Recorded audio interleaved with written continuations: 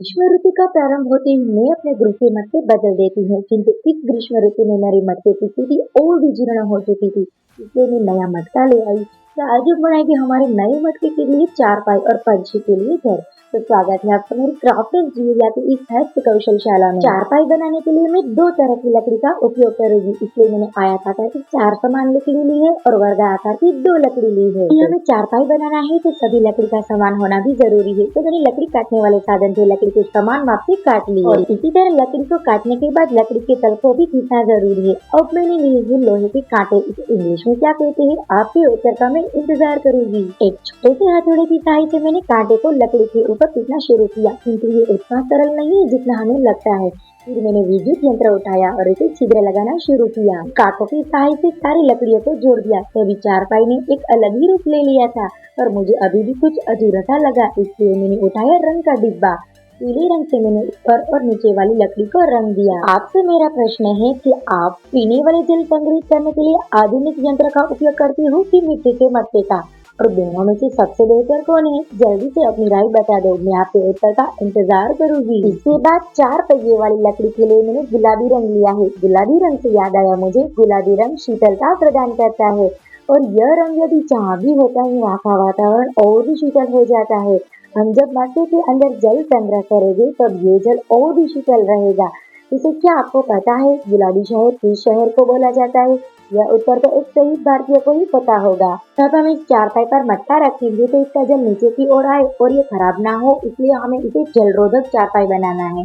तो मैंने उठाया एक रसायन जिसे हमारा चारपाई जलरोधक बना हुआ रंग भी खराब नहीं होगा। इसलिए मैंने आधुनिक रुई की सहायता से पूरे चारपाई पर रसायन लगा दिया। इस प्रकार से हमारे चारपाई और भी चमकीला हो गया और एक अलग ही रूप ले लिया। फिर क्या, मैंने अपने नए वाले मटके को उठाया और अपने चारपाई पर रख दिया।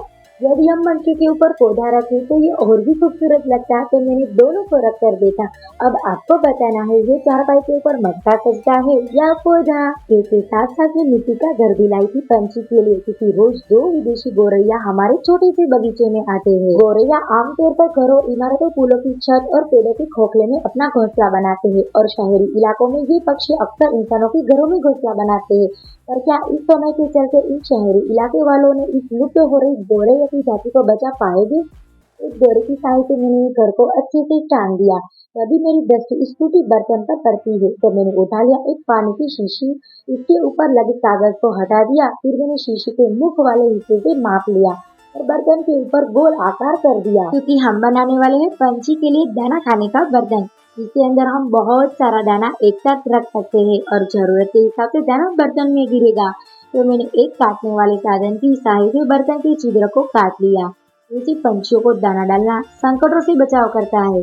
पंछियों को गर्मी के दिनों में संरक्षण की आवश्यकता होती है, इसलिए पंछियों को पानी पिलाए, दाना डाले और मानव धर्म अपनाए। अपनी छत पर थोड़ा सा अनाज रखे और पानी रखे। दर्पण छिद्र काटने के बाद शीशे के ऊपर वाले भाग में 2 बड़े छिद्र लगाना है। मैं छिद्र लगा रही थी कि तभी मेरी यह काटने वाली साधन टूट गई। मैंने इसके लिए नई धार उठाई और साधन के साथ जोड़ दी। यह साधन बहुत ही डरावना है, यदि आप इसका उपयोग करते हो तो संभल के करना।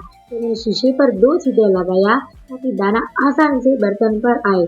फिर शीशी को बर्तन के साथ जोड़ दिया और दूसरी बाजू शीशे के ढक्कन को लगा दिया और कागज की सहायता से चावल और गेहूं को शीशे में रख दिया। यह बात मुझे अभी भी समझ नहीं आती, चिड़िया और पंछी के लिए कौन से अनाज की आवश्यकता है, इसलिए मैंने थोड़े दाने ही डाले हैं। यदि आपको पता हो कि कौन से दाने चिड़िया को देने चाहिए तो आपकी राय जरूर बताना, ताकि मैं बाजार से और भी दाने खरीद सकूं। तो आपके उत्तर का बेसब्री से इंतजार करूंगी। मैंने उठाए 2 हथे, जिसके साथ में बर्तन को जोड़ दूंगी और अपने छोटू से बगीचे में टांग दूंगी, ताकि रोज चिड़िया आए और दाना खाए। तो मिलते हैं जल्दी एक नए चलचित्रण के साथ। तब तक के लिए लाल दीदी का बटन दबाए, अपनी राय लिखे और सब्सक्राइब करे।